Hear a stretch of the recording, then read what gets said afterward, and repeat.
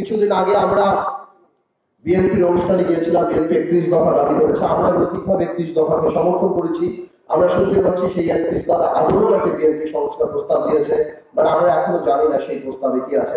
আমরা আমাদের প্রস্তাবগুলি এবং এই প্রস্তাব দেওয়ার কারণগুলি আপনাদেরকে ব্রিফলি জানাই।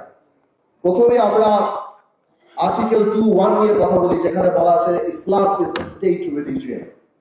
আমরা ইসলাম ইজ দ্য স্টেট রিলিজিয়ন এবং অন্যান্য ধর্ম, হিন্দু, বৌদ্ধ, খ্রিস্টান, তাদেরকে তাদের সিকিউরিটি এবং তারা জানি ইকুয়ালি ধর্ম পালন করতে পারে, এই ব্যাপারে আমাদের ধর্মে বলা আছে, আমাদের কনস্টিটিউশনে বলা আছে article 2(1).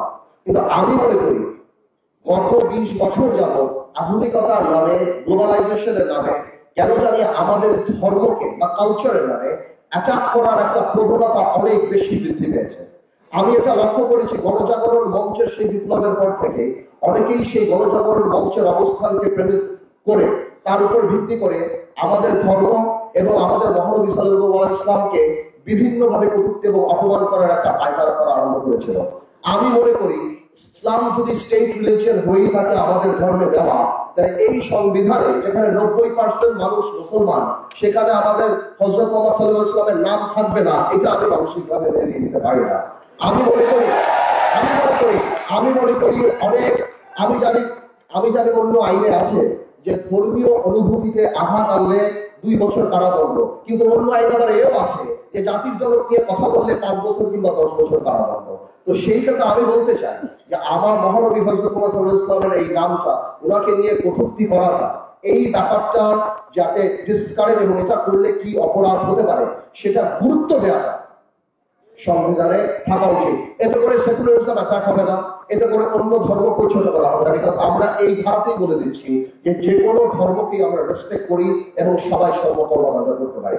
At the same time article 94 যেখানে আমাদের কোর্ট কিভাবে কনস্ট্রাকশন হবে সেগুলি বলা আছে, সেখানে আমি মনে করি মালয়েশিয়ার, ইন্দোনেশিয়ার আদলে যারা ইসলামিক ল দ্বারা পরিচালিত হতে চায়, ফ্যামিলি ম্যাটার্স এবং অন্য ম্যাটার্স, সেখানে ইসলামিক ল এর প্রভিশন থাকা উচিত।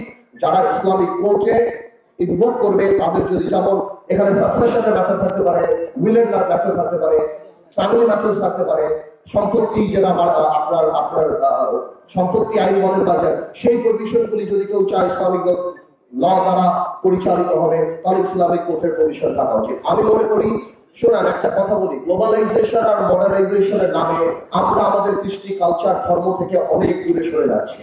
ধর্মকে সবাই আপ টু ডেট মনে করে না, বাট আমি মনে করি this is the perfect time that we should come back to our root. আমাদের কালচার, আমাদের ধর্ম, আমাদের কৃষ্টি, এই জিনিসগুলিকে আমাদের এখন ফিরিয়ে নিয়ে আসা উচিত এবং যথাযথ সম্মান দেওয়ার জন্য সংবিধানে এদের অবস্থান দেওয়া উচিত। এটা আমরা আমাদের এখান থেকে প্রস্তাব জানাচ্ছি।